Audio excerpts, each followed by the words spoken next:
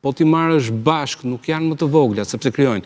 Shqipëria, për shembull, në atë rast, ka interesat përbashkëta në Maqedoninë e Veriut, duke qenë se ke popullsi shqiptare. Bullgaria gjithashtu ka interesat përbashkëta në Maqedoninë e Veriut. Pra, nëse ne shkojmë mirë me këto tjerë, domethënë, dhe krijojmë dhe një stabilitet aty që ai konflikti që mund të jetë fuqi dikush i interesuar që në gjithësi konflikt midis shqiptarëve. Pra, po thuan, nëse do ketë nesër një stabilizon në problem.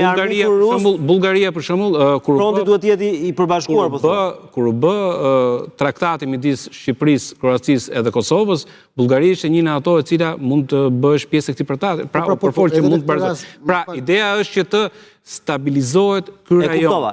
Dhe ka dhe një diçka tjetër për sa i përket luftës botërore. Mos harroni diçka që Japonia është futur në luftën botërore, në luftën e dytë botërore është futur për shkak të sanksione amerikane ekonomike. Domethënë ishin sanksionet amerikane që janë ndërprer mineralet që detyruan Japoninë pasaj të ekspandohesh në drejtim. Dhe kjo që është luftë tregtare që po kthehet në botërore tani, është një skenar jashtëzakonisht i ngjashëm me atë të para luftës së dytë botërore. Galdini, ne jemi në fund, do doja ta vazhdonim bisedën, po. Edhe në këtë pikë paradoksi është i madh, sepse Shqipëria si faktor stabiliteti. Pra përveç korridorit 8, çfarë ofrojmë ne?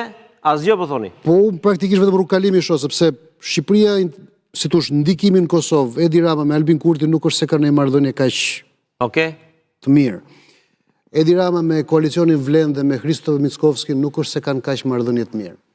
Edi Rama ka marrëdhënie shumë të mirë me Nik Gjeloshe, zëvendës kryeministrin, por nuk ka marrëdhënie të mirë me Niman Begu në Ulqin dhe nuk ka marrëdhënie të mirë me qeverinë e Malitzi.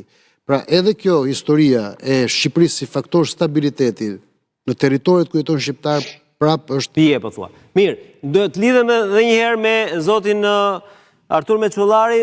Meçollari, të lutem, duhet kërkuar shumë ndjes, nuk kemi shumë minuta, vetëm 2 minuta. A është real rreziku i luftës mes Rusisë dhe Bashkimit Evropian?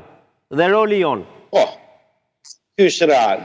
Sepse në fakt objektivat strategjike të Rusisë ka deklaruar presidenti Putin që në 13 dhjetor 2021, që është ndryshimi i skemës sigurisë europiane, duke kaluar në skemën e në kohën që ka qenë ish Bashkimi Sovjetik. Pra të gjitha vendet lindore në princip duhet kalojnë në influencën e saj, por e vetmja pengesë e kësaj është Ukraina. Në rast se bie Ukraina, natyrisht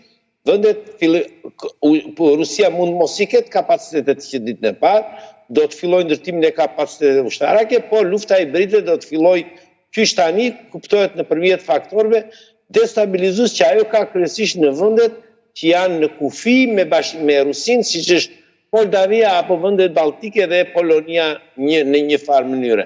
Pra ky element ekziston. Të dalim tek ajo çfarë duhet bëjë Shqipëria. Shqipëria nuk ka kapacitete financiare dhe kapacitete njerëzore, është vend i vogël. Ka vetëm një gjë, ka pozicionin gjeografik. Kjo është pika më e fortë. Kjo është arma jon, korridori 8. Arma jon, kjo është ajo që ne mund të kontribuojmë në NATO dhe në Europë.